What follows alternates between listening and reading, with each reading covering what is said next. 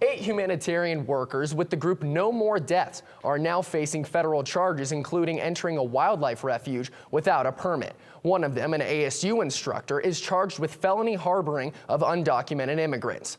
These charges come shortly after the aid group released evidence allegedly showing Border Patrol agents destroying supplies left for migrants trying to cross. Cronkite News reporter Lillian Donahue went to the remote desert area near the border where the group presented its case and shows us how their work is carried out.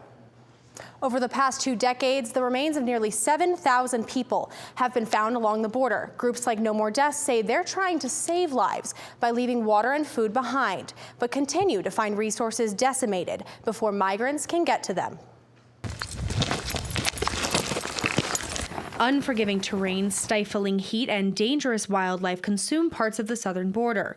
Volunteers with No More Deaths cross this landscape daily, leaving life-saving supplies. This is a type of area where people are crossing.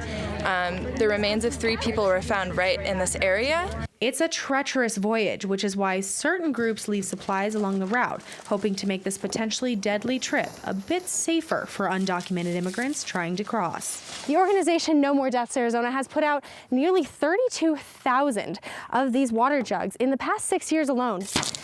And 80% of that has been used by migrants on these trails. We try and leave them in spots that'll be shaded, protected from the sun, visible from the trail, but also not overly visible to protect them from destruction and vandalization.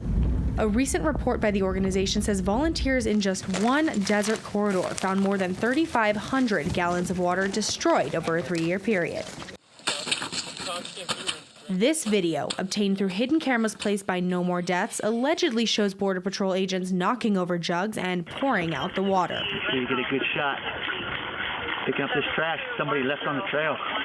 For its part, Border Patrol says they don't tolerate this kind of behavior. Tucson sector does not condone or encourage the destruction or tampering with any water or food. If it does happen, we want to be made aware of it, so therefore we can take corrective actions against the agents that conduct those activities. The destruction of aid supplies is a deadly act. But No More Deaths says they're not satisfied and will continue to watch Border Patrol practices. In the meantime, volunteers continue setting out for more water drops.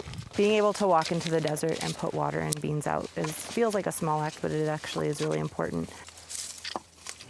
For 7 of the charged humanitarian workers, their next court hearing is on February 23rd. As for ASU instructor Scott Warren, who is facing a felony, ASU said in a statement that they don't believe the charge will impact his ability to fulfill the current duty with the university. We will continue to follow this developing story. For updates, visit our website at cronkitenews.azpbs.org. In the broadcast center, Lillian Donahue, Cronkite News.